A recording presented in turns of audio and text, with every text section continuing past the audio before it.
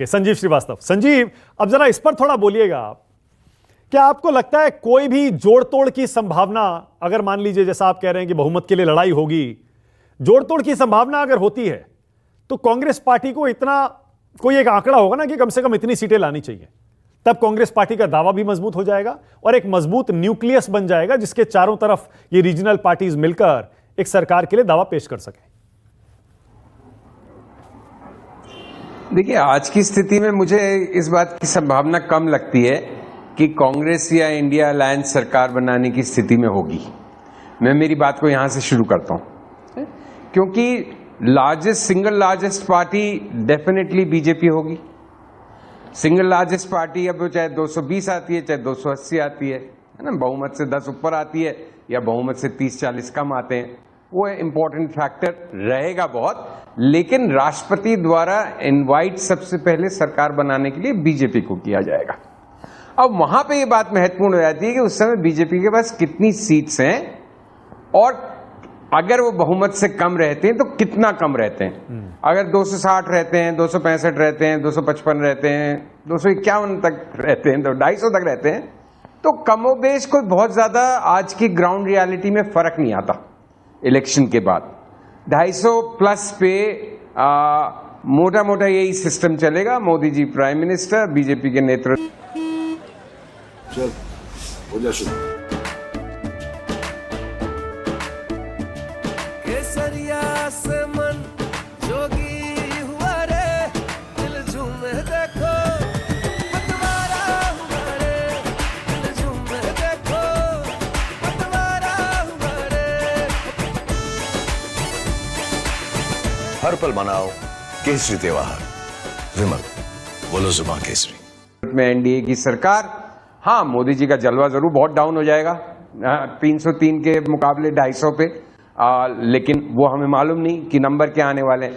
लेकिन 250 के नीचे अगर बाई चांस जाती है बीजेपी, तो फिर समीकरण बदलते हैं कि फिर क्या बीजेपी में नेतृत्व परिवर्तन की बात उठ सकती है, क्या कोई और नेता दावा कर सकते हैं, क्या कोई और परिस्थितियां पैदा हो सकती हैं। तो ये सब क्या कयास की भी एनवेलप को और स्ट्रेच करना हो जाएगा क्योंकि अल्टीमेटली ये सब फंक्शन इस बात का होगा कि नंबर क्या है ना। आज की स्थिति में मुझे नंबर बीजेपी बहुमत के लिए संघर्ष करती हुई नजर आती है और वो उससे 25 सीट कम भी हो सकती है बहुमत से, है ना, और 2-4 ज्यादा भी हो सकती है। मेरा आकलन है, इससे ज्यादा कोई फर्क नहीं पड़ता। जो लोग कांग्रेस की ऑबिचुरी लिखने में बहुत इंटरेस्टेड है वो अब की बार थोड़ा तैयार रहे। कांग्रेस का संख्या कहीं भी 85 और 100 के बीच में हो सकती है मेरे अनुसार।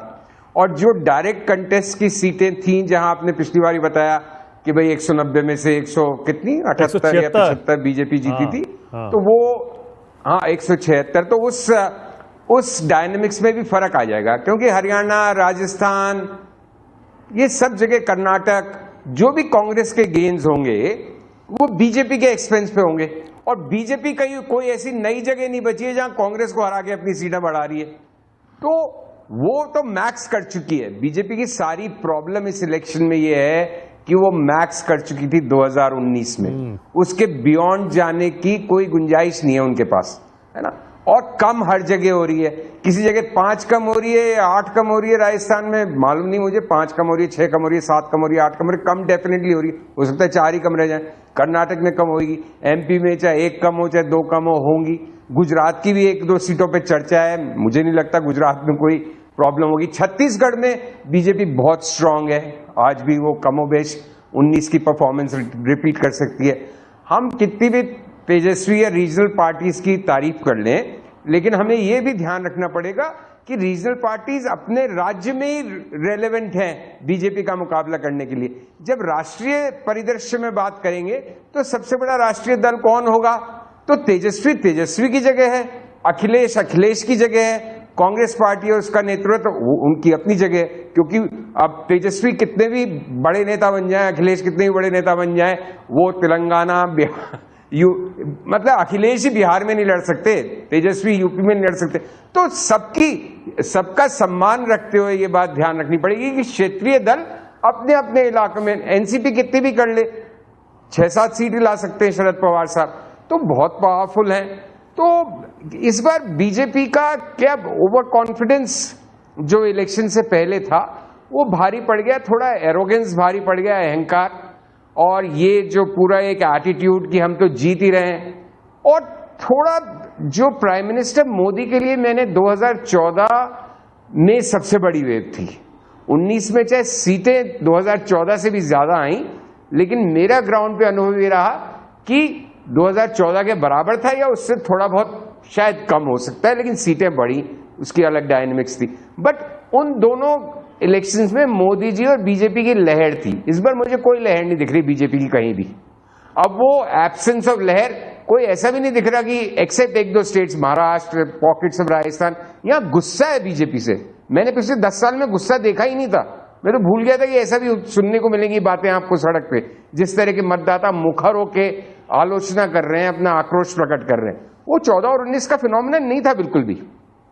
और वो लोग हैं जिन्होंने पिछले 2 इलेक्शन में बीजेपी को वोट दिया और इस बार पलट रहे हैं। क्योंकि जब भी आप देखने जाते हैं तो आप स्विच वोट्स पे ध्यान देते हैं। जिन्होंने हमेशा ऑपोजिशन को वोट दिया और हमेशा बीजेपी को दिया, वो तो एक तरह से एज ए मतलब चुनाव को समझने के लिए आपके लिए रेलेवेंट है, वो तो अपनी जगह पे कायम है।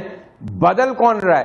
तो मुझे लगातार स्विच जो दिखा, ऐसा बहुत कम जगह नजर आया जहां ऑपोजिशन का वोट बीजेपी में ट्रांसफर हो रहा है, इसका विपरीत हो रहा है। लेकिन इसका भी काउंटर आर्ग्यूमेंट है मानक कि जीत का अंतर जितना भारी था, क्या वो उतना स्विच है क्या वोट का कि बीजेपी को सीटों में नुकसान हो?